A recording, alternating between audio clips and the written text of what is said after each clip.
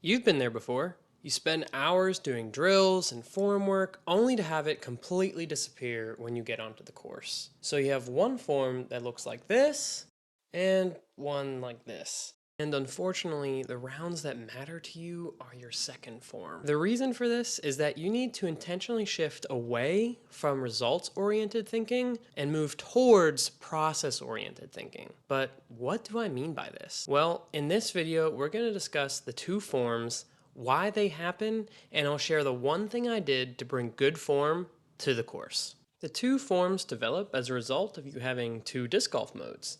You have a practice mode and a play mode. As you may expect, the practice mode is when you're working on form, and the play mode is when you're out hucking plastic with your buddies. When we are in practice mode and working on form, we don't normally see where the disc goes. This is especially true if we're doing shadow swings or throwing into a net. In this mode, our sole focus is doing a certain thing or a certain process with our body.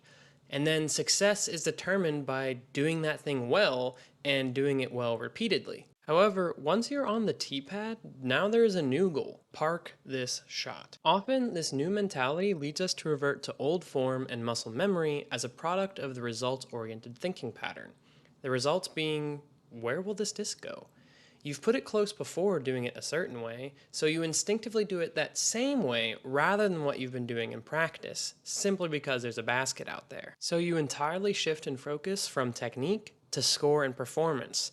So now you aren't doing what you practiced that will actually make you better. So what do we do to fix this? Well, you can subscribe. Seriously, more content is coming.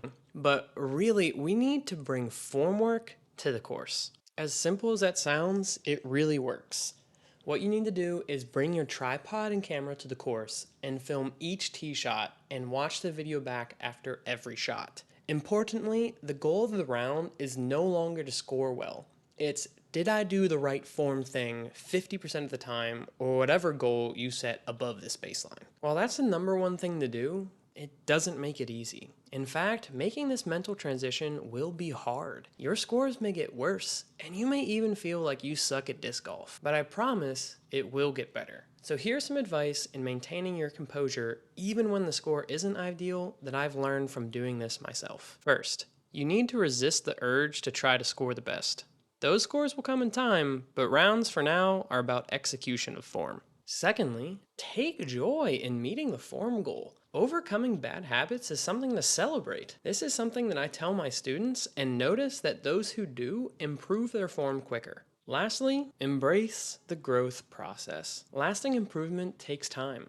The quicker you understand this, the faster you can really start to improve. Additionally, having a coach to guide you on that journey is really crucial. A coach is like your GPS. You'll take less wrong turns and likely get there faster. So if you want to get seriously good form, you need to get serious about how you think and train. Take the time and effort to shift towards process-oriented thinking and changing the way that you play rounds while working on your form. It's hard at first, but it can honestly become pretty fun. So tell me, what do you think about this? Have you encountered this mental process before? Maybe even never thought of it? Let me know below in the comments. I'd love to engage with you there and keep discussing. As well as like and subscribe for more disc golf form content and filming courses that have never been filmed before. If you're interested in coaching, I happen to do that only in person at the moment, but if you're in Atlanta or in Austin by June of 2024 after I move, reach out to me at my email. I'm currently learning under the guidance of Josh from Overthrow. Speaking of which, you might as well consider joining the Overthrow Patreon, where you can join a great community of people helping each other improve. If you're still watching at this point,